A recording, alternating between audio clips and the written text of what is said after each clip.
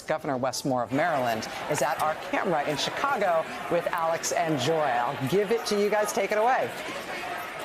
What a thrill. I mean, first of all, can I just say, I can't imagine two better people to be sitting here with Wes Moore. You know, Wes, one of the things, Governor, one of the things that the Vice President talked about tonight that really struck me was this notion of family, not by blood, but by love. Yes. And it really feels like Joy and I have been talking about a family reunion here. That's and right. What has it been like to be in this Democratic family? It has been so beautiful because you see, not only is there so much joy that we're feeling right here and excitement, but also there's an eagerness to work. Yeah, purpose. You know what I mean? Like everybody's having a good time, but you know what everybody's ready to do? Everybody's ready to go home and get to work. Yep. Like everybody has their battle plan. Everybody already has the 15 people who they're going to contact, who are going to contact the 10 people that they're going to have to contact as well. So it's like we're leaving here with orders.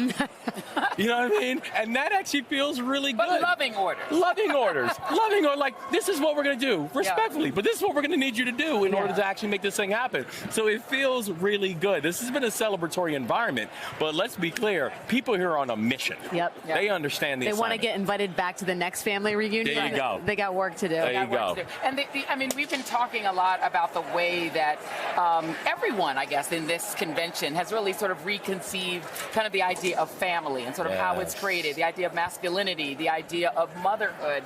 That's been a huge theme here. And you, I think, have done something like that in Maryland, because, you know, every time that we go on your gram, you on there with your kids or somebody dancing around and having fun. I mean, but you don't like separate. You don't feel the need to sort of portray something artificial. No. You're like willing to let us in to the family. That's exactly and right. That feels like a new kind of politics that actually seems to resonate inside the Democratic Party. A lot of people are doing that. That seems to be the new way the Democratic Party is operating. And honestly, it's just authenticity. Yeah. It's just people want people to be themselves. And listen, our lives are complicated. Our families are complicated. There's nothing clean or easy about, you know, how we work. And I tell the story, and it's true. I had to convince members of my family to vote for me. You know what I mean? Wow, that's a tough family reunion. I'm like, they're like, so what? But it's like, but it's not that my family and I are uncool. It says I actually had to convince them to vote. Oh, to vote. Got it. You know what I mean? Yeah, and so it's like, our families are complicated. Yeah. And that's okay. We love them all the same. We fight for them all the same. And I think that's part of the message that's coming out of here. This facade that oftentimes people want to put about what is America and what does America symbolize and who is worth fighting for and who is not worth fighting for and who are the deserving and who are the undeserving. We're basically saying, guys, we are complicated. And we're all worth fighting for. So let's not forget that. Setting your family and the tough sell aside for a second, what has so animated the Democratic caucus and the Democratic Party for so long is a sort of negative incentive, right? Like Donald Trump is this looming existential force that could destroy American democracy. And certainly that was very much part of the Vice President's remarks tonight. Yeah.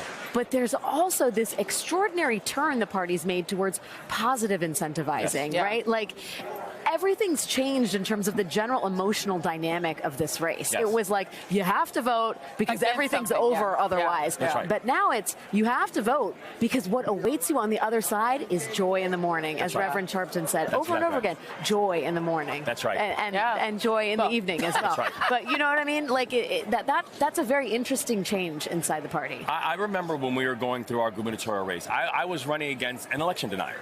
Right, I was running against a Donald Trump endorsed, Joe Biden is not the legit president type of candidate. But when we were on the trail, I wasn't spending much time talking about how backwards and absurd his policies were. I was spending my time saying, guys, if we could actually get this election right, imagine what we can do.